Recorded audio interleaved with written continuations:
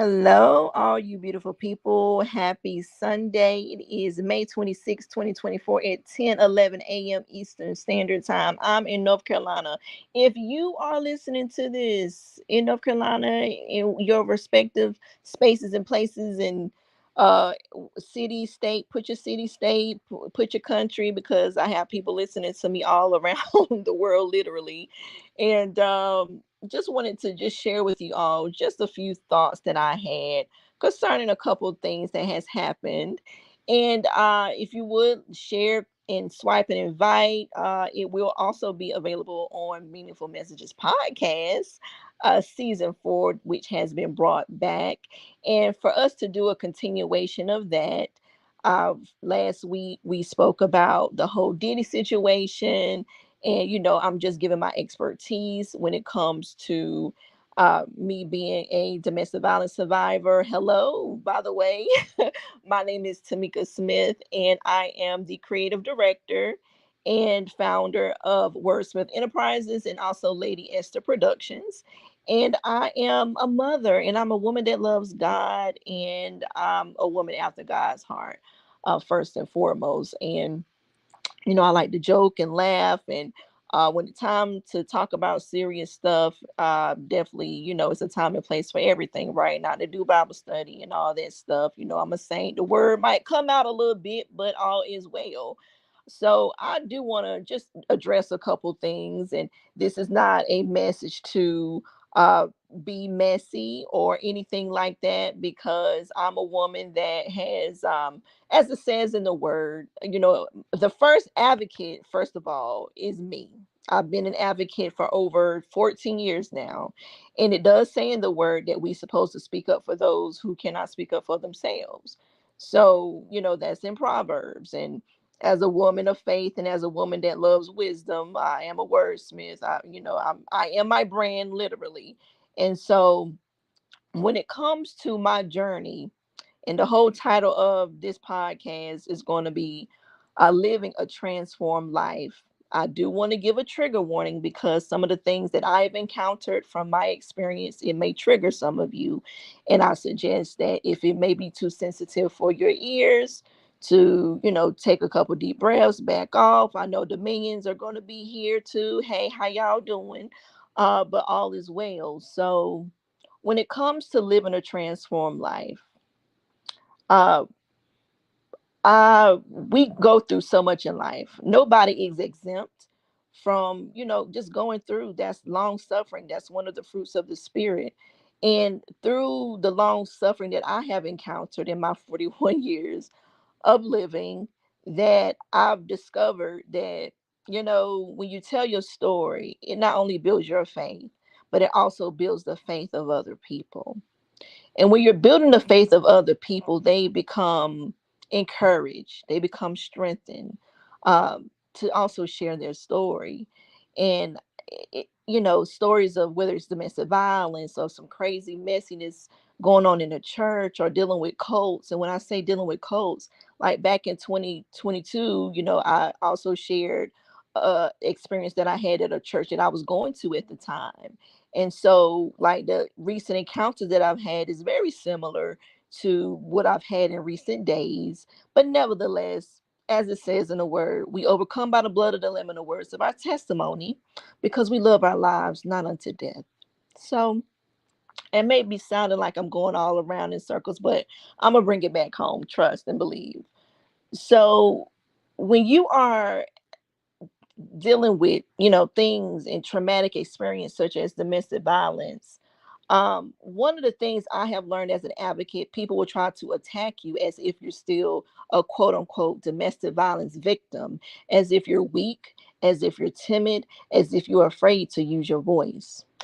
And for those who may be going through it, because it happens every 90 seconds, and it's not inclusive to women, men go through this as well. And when men go through it, it gets laughed at. And I have said this several times over the years, it get laughed at because it's like, hey, how are you getting abused? Abuse is not just physical attacks. Uh, Abuse can also be verbal. And what I've witnessed lately is a lot of people doing murder with their mouths. And when they do murder with their mouths, they don't understand the responsibility of stewarding their platform. When I say platform, I don't care if you have two people. I don't care if you have 200 people, 2,000, 2,000,000. Everybody has a platform. Everybody has some kind of metron of responsibility. And so when it comes to abuse, that's physical, that's psychological, that's verbal, that's emotional, that's spiritual. Um, there's also financial abuse that people go through every 90 seconds. And that's the stats for the United States.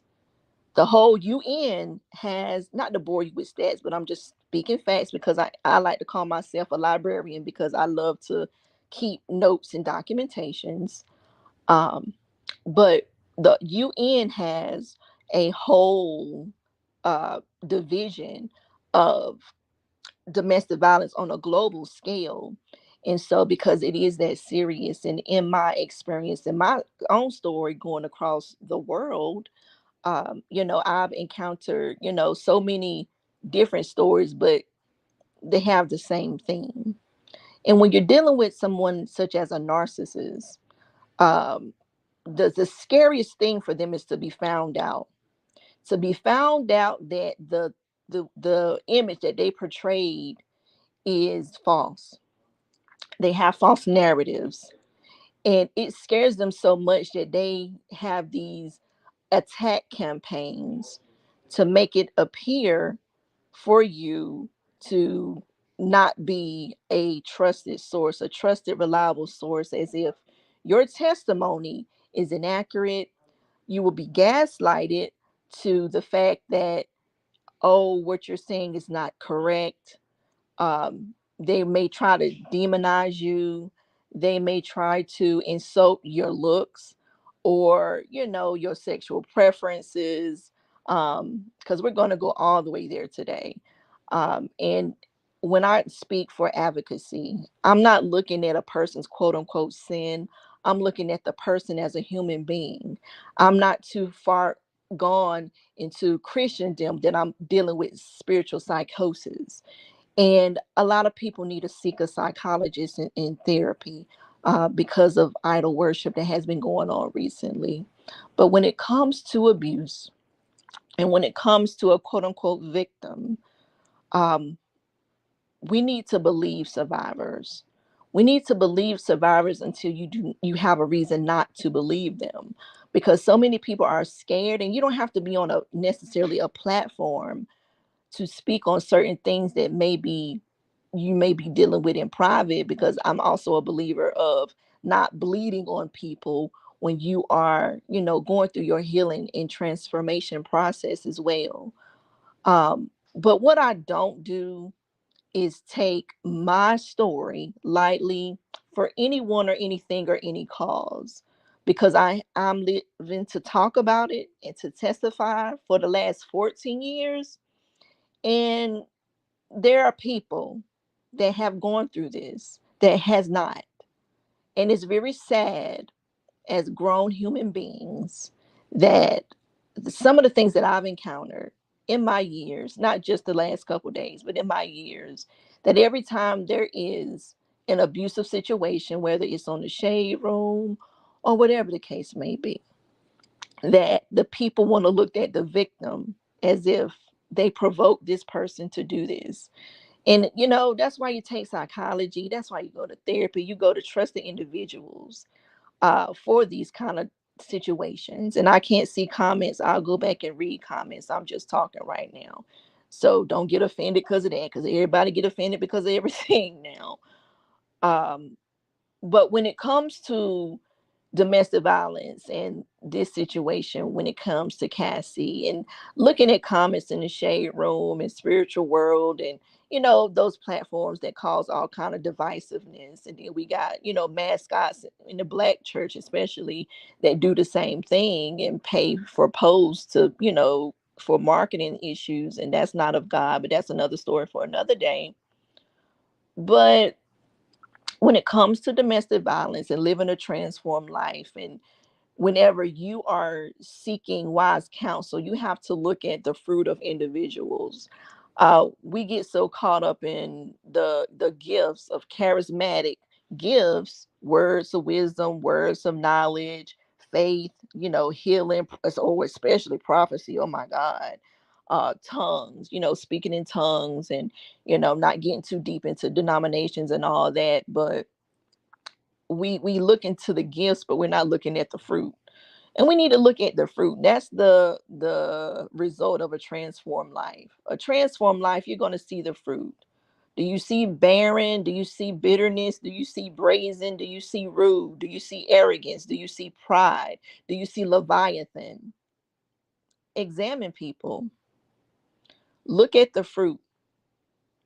Look at the fruit of people. Look at the heart of people. I know when I fast, like, my I get softened up.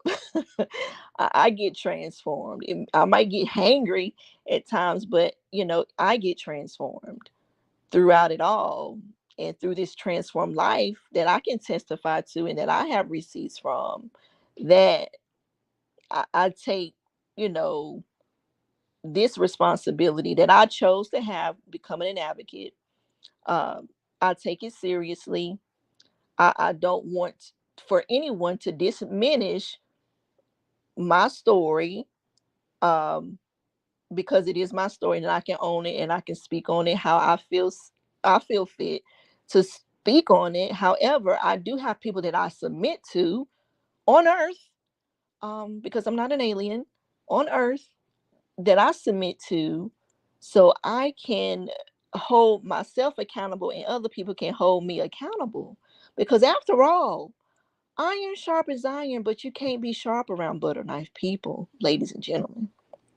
So when it comes to me, you know, encountering so many near death experiences, me being sodomized at times, me being thrown in woods, and having all kind of torture. And I'm going to create a second edition of Shattering the Glass House, which is, shameless plug, my first book. I'm free to tell my story, but people get intimidated when you're whole all by yourself. When you tell your story, when you're, and little old me, and I'm not just saying it to diminish me because I am little in real life, 4'11", but people get intimidated because I want to stand up for truth, and I'm not one to have this image that a lot of people portray and cosplay in God. I don't rock like that. I don't want to go to God and he be like, who knew you? I don't know you, you worker of iniquity. That ain't me. That ain't my forte. I don't play around. I'm so serious with God. I'm serious about God's people. I ain't got to like you to love you. I want to repeat that one. I don't have to like you to love you.